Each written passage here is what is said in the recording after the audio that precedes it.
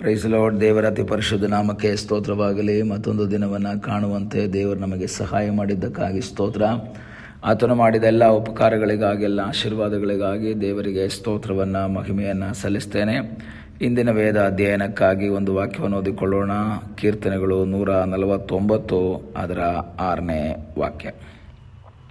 ಅವರ ಬಾಯಲ್ಲಿ ಯೆಹೋವನ ಸ್ತೋತ್ರವು, ಕೈಯಲ್ಲಿ ಇಬ್ಬಾಯಿ ಕತ್ತಿಯೂ ಇರಲಿ.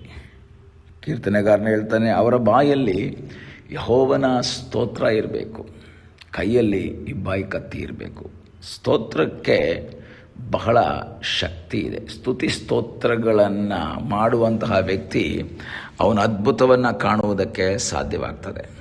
ನಾವು ಹಳೆ ಒಡಂಬಡಿಕೆಯಲ್ಲಿ ಓದುವಾಗ, ಯೋಶುವನ ಪುಸ್ತಕವನ್ನು ಓದುವಾಗ, ಅಲ್ಲಿ ಎರಿಕೋ ಗೋಡೆ ಹತ್ರ ಬಂದಿದ್ದಾರೆ. ಇಸ್ರಾಯೇಲ್ ಮಕ್ಕಳು ಕಾನಾನ್ ದೇಶಕ್ಕೆ ಎಂಟ್ರಾಗುವುದಕ್ಕೆ ತಡೆಯಾಗಿ ಒಂದು ದೊಡ್ಡ ಗೋಡೆ ನಿಂತಿದೆ, ಎರಿಕೋ ಗೋಡೆ. ಈ ಎರಿಕೋ ಗೋಡೆಯನ್ನು ಅದನ್ನು ಕೆಡವಿ ಬಿಡಬೇಕು, ಅದನ್ನು ದಾಟಬೇಕು ಅಂದರೆ ಸ್ವಲ್ಪ ಕಷ್ಟ ಇದೆ.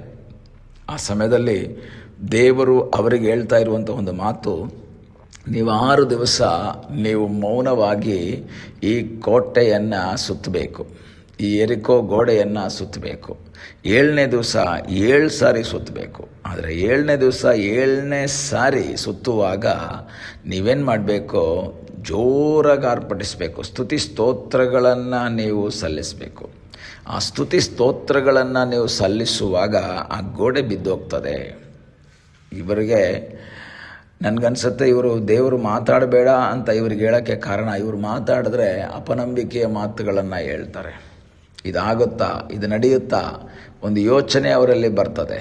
ಆದರೆ ದೇವರು ಹೇಳ್ತಾ ಇದ್ದಾರೆ, ನೀವ್ಯಾರೂ ಮಾತಾಡಬಾರ್ದು. ನಾವು ಸಹ ಅನೇಕ ಸಂದರ್ಭಗಳಲ್ಲಿ ಸನ್ನಿವೇಶಗಳನ್ನು ನೋಡ್ತೇವೆ. ಇದು ನಡೆಯುತ್ತಾ, ಇದು ಆಗುತ್ತಾ, ಇದು ಸಾಧ್ಯವಾ ಎಂಬುದು ನಮ್ಮ ಮನಸ್ಸಲ್ಲಿ ಯೋಚನೆ ಬರ್ತದೆ. ಅಪನಂಬಿಕೆಯ ಮಾತುಗಳನ್ನ ಹೇಳ್ತೀವಿ. ಅದರಿಂದನೇ ದೇವರು ಹೇಳ್ತಾರೆ, ನೀನು ಮೌನವಾಗಿದ್ದು ನಾನು ಹೇಳಿದ್ದನ್ನು ನೀನು ಮಾಡುವುದಕ್ಕೆ ತಯಾರಾದರೆ ನಿನಗಾಗಿ ಅದ್ಭುತವನ್ನು ಮಾಡ್ತೇನೆ.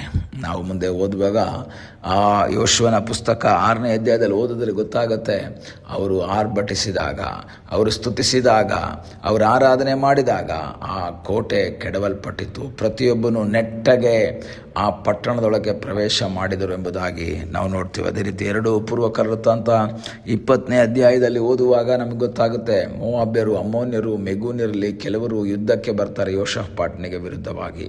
ಆ ಸಮಯದಲ್ಲಿ ಯೆಹೋಷಾಫಾಟ ದೇವರ ಸನ್ನಿಧಿಯಲ್ಲಿ ಹೋಗಿ ಪ್ರಾರ್ಥನೆ ಮಾಡಿದಾಗ ದೇವರು ಅವನಿಗೆ ಕೊಡುವಂತಹ ಒಂದು ಆಲೋಚನೆ ಅಂದರೆ, ಯೆಹೋಷಾಫಾಟನೇ, ಎಲ್ಲ ಜನರೇ ಕೇಳಿರಿ, ನೀವು ಯುದ್ಧ ಮಾಡುವ ಅವಶ್ಯವಿಲ್ಲ. ನೀವು ದೇವರಿಗೆ ಸ್ತುತಿ ಪದಗಳನ್ನಾಡಿರಿ, ಯೆಹೋವನಿಗೆ ಕೃತಜ್ಞತಾ ಸ್ತುತಿ ಮಾಡಿರಿ. ಆತನು ಒಳ್ಳೆಯವನು, ಆತನ ಕೃಪೆಯು ಶಾಶ್ವತವಾದದ್ದು.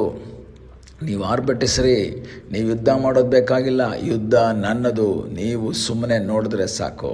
ಆ 2 ಪೂರ್ವಕಾಲದಂಥ 20ನೇ ಅಧ್ಯಾಯದ 22ನೇ ವಾಕ್ಯದಲ್ಲಿ ನಾವು ನೋಡ್ತೇವೆ, ಅವರು ಸ್ತುತಿಸಿದಾಗ ಈ ಶತ್ರುಗಳು ಒಬ್ಬರನ್ನೊಬ್ಬರು ಒಡೆದು ಸತ್ತು ಅವರು ದೊಡ್ಡ ಕೊಳ್ಳೆಯನ್ನು ತಗೊಂಡು ಬರುವುದಕ್ಕೆ ಸಾಧ್ಯವಾಯಿತು. ಹಾಗಾದರೆ ಈ ಬೆಳಗ್ಗೆ ವಾಕ್ಯವನ್ನು ಕೇಳುವಂಥ ದೇವರ ಮಕ್ಕಳೇ, ಸ್ತುತಿಯಲ್ಲಿ ಶಕ್ತಿ ಇದೆ, ಸ್ತುತಿಗೆ ಪವರ್ ಇದೆ. ಅಪೊಸ್ತಲ ಕೃತ್ಯ 16ನೇ ಅಧ್ಯಾಯ 25ನೇ ವಾಕ್ಯದಲ್ಲಿ ಓದುವಾಗ ನಾವು ನೋಡ್ತೇವೆ, ಪೌಲ ಸೀಲರು ಫಿಲಿಪ್ಪಿ ಸೆರೆಮನೆಯಲ್ಲಿದ್ದಾರೆ. ಆ ಸೆರೆಮನೆಯಲ್ಲಿರುವಾಗ ಎಲ್ಲರೂ ನಿದ್ದೆ ಮಾಡ್ತಾ ಇರುವಾಗ ಇವರು ಆ ಕೈಗಳಿಗೆ ಬೇಡಿ ಹಾಕಿದ್ದಾರೆ, ಕಾಲುಗಳಿಗೆ ಕೋಳವನ್ನು ಹಾಕಿದ್ದಾರೆ. ಆದರೂ ಸಹ ಇವರ ಬಾಯನ್ನು ಬಂಧಿಸಿಲ್ಲ.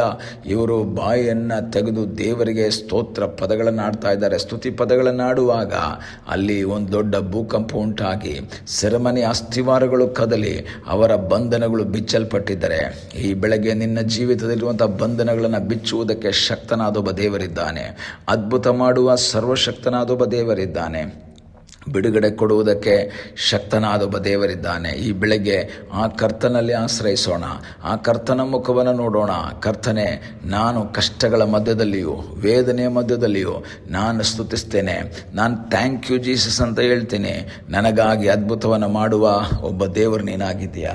ನನಗಾಗಿ ಬಿಡುಗಡೆಯನ್ನು ಕೊಡುವಂತಹ ಸರ್ವಶಕ್ತನಾದ ಒಬ್ಬ ದೇವರು ನೀನಾಗಿದ್ದೀಯಾ ಎಂಬುದಾಗಿ ದೇವರ ಸನ್ನಿಧಾನದಲ್ಲಿ ಸ್ತುತಿ ಪದಗಳನ್ನು ಆಡುವುದಕ್ಕೆ ತಯಾರಾದರೆ, ಯೆಹೋಷಾಫಾಟನಿಗಾಗಿ ಅದ್ಭುತ ಮಾಡಿದವನು, ಎರಿಕೋ ಗೋಡೆಯ ಮುಂದೆ ಇಸ್ರಾಯೇಲರಿಗಾಗಿ ಅದ್ಭುತ ಮಾಡಿದಂತಹ ದೇವರು, ಫಿಲಿಪ್ಪಿ ಸೆರೆಮನೆಯಲ್ಲಿ ಪೌಲ ಸೀಲರಿಗಾಗಿ ಅದ್ಭುತ ಮಾಡಿದಂತಹ ದೇವರು, ಆ ದೇವರು ನಿನಗಾಗಿ ಅದ್ಭುತ ಮಾಡ್ತಾನೆ. ಇವರು ಯಾರು ಸ್ತುತಿ ಮಾಡಿದ್ದು ಬಿಡುಗಡೆ ಆದ ನಂತರ ಅಲ್ಲ, ಸಮಸ್ಯೆಗಳ ಮಧ್ಯದಲ್ಲಿ. ಸಮಸ್ಯೆಗಳು ಅವರ ಕಣ್ಣು ಮುಂದೆ ನಿಂತಿರುವಾಗ ಇವರು ದೇವರಿಗೆ ಸ್ತೋತ್ರ ಮಾಡ್ತಾ ಇದ್ದಾರೆ. ಸಮಸ್ಯೆಗಳು ಪರಿಹಾರವಾದ ನಂತರ ಸ್ತೋತ್ರ ಮಾಡುವುದು ಎಲ್ಲರಿಂದಲೂ ಸಾಧ್ಯ. ಆದರೆ ದೇವರು ಬಯಸುವಂಥದ್ದು ಸಮಸ್ಯೆಗಳ ಮಧ್ಯದಲ್ಲಿಯೇ, ವೇದನೆಗಳ ಮಧ್ಯದಲ್ಲಿಯೇ, ಇಕ್ಕಟ್ಟುಗಳ ಮಧ್ಯದಲ್ಲಿಯೇ ನೀನು ದೇವರಿಗೆ ಸ್ತೋತ್ರ ಮಾಡುವುದಾದರೆ, ನೀನು ದೇವರಿಗೆ ಘನತೆಯನ್ನು ಸಲ್ಲಿಸುವುದಾದರೆ, ನಿನಗಾಗಿ ಅದ್ಭುತವನ್ನು ಮಾಡುವ ಸರ್ವಶಕ್ತನಾದ ಒಬ್ಬ ದೇವರಿದ್ದಾನೆ. ಅಸಾಧ್ಯಗಳನ್ನು ಸಾಧ್ಯ ಮಾಡುವಂತಹ ಒಬ್ಬ ದೇವರಿದ್ದಾನೆ. ಆತನು ನಿನಗಾಗಿ ಅದ್ಭುತವನ್ನು ಮಾಡ್ತಾನೆ. ಈ ಬೆಳಗ್ಗೆ ಸಮಸ್ಯೆಗಳನ್ನು ನೋಡಿಕೊಂಡು ನೀನು ಸ್ತೋತ್ರ ಮಾಡಬೇಕು. ಸಮಸ್ಯೆ ನೋಡಿದ್ರೆ ಸ್ತೋತ್ರ ಮಾಡೋಕ್ಕೆ ಮನಸ್ಸು ಬರಲ್ಲ. ಆದರೆ ಸಮಸ್ಯೆಗಳ ಮಧ್ಯದಲ್ಲಿಯೂ ಅದಕ್ಕೆ ಪರಿಹಾರ ಕೊಡುವ ಸರ್ವಶಕ್ತನಾದ ದೇವರ ಶಕ್ತಿಯನ್ನು ನೆನೆಸ್ಕೊಂಡು ನೀನು ಸ್ತೋತ್ರ ಮಾಡು. ನಿನಗಾಗಿ ಅದ್ಭುತವನ್ನು ಮಾಡುವ ದೇವರು ಜೀವಿಸ್ತಾ ಇದ್ದಾನೆ. ಕಣ್ಣುಗಳನ್ನ ಮುಚ್ಚೋಣ, ಪ್ರಾರ್ಥನೆ ಮಾಡೋಣ. ನಮ್ಮನ್ನು ಬಹಳವಾಗಿ ಪ್ರೀತಿ ಮಾಡುವ ಪರಲೋಕದ ತಂದೆಯೇ, ಈ ಸಮಯಕ್ಕಾಗಿ ಸ್ತೋತ್ರ. ಈ ಸಮಯದಲ್ಲಿ ಮತ್ತೊಂದು ಆವರ್ತಿ ನಿನ್ನ ಸಂಧಾನದಲ್ಲಿ ಬಂದಿದ್ದೇವೆ. ನಮ್ಮ ಸಮಸ್ಯೆಗಳ ಮಧ್ಯದಲ್ಲಿ, ನಮ್ಮ ಇಕ್ಕಟ್ಟುಗಳ ಮಧ್ಯದಲ್ಲಿ, ಮುಂದೆ ಹೋಗುವುದಕ್ಕೆ ತಡೆಯಾಗಿ ನಿಂತಿರುವ ಗೋಡೆಗಳ ಮಧ್ಯದಲ್ಲಿ, ದೇವರೇ ಶತ್ರುಗಳ ಮುಂದೆಯೋ ಸಮಸ್ಯೆಗಳನ್ನು ನೋಡಿಕೊಂಡು ನಿರಾಶರಾಗದೆ ಅದನ್ನು ಬಿಡುಗಡೆ ಕೊಡುವಂಥ ನಿನ್ನ ಮುಖವನ್ನು ನೋಡಿ ಸ್ತುತಿ ಸ್ತೋತ್ರಗಳನ್ನು ಸಲ್ಲಿಸುವಂತೆ ಸಹಾಯ ಮಾಡು. ಪ್ರಾರ್ಥನೆಯನ್ನು ಕೇಳಿದ್ದಕ್ಕಾಗಿ ನಿನಗೆ ಸ್ತೋತ್ರ. ಯೇಸುವಿನ ಮುದ್ದಾದ ಹೆಸರಿನಲ್ಲಿ ಬೇಡಿಕೊಳ್ಳುತ್ತೇವೆ ತಂದೆಯೇ, ಆಮೇನ್. God bless.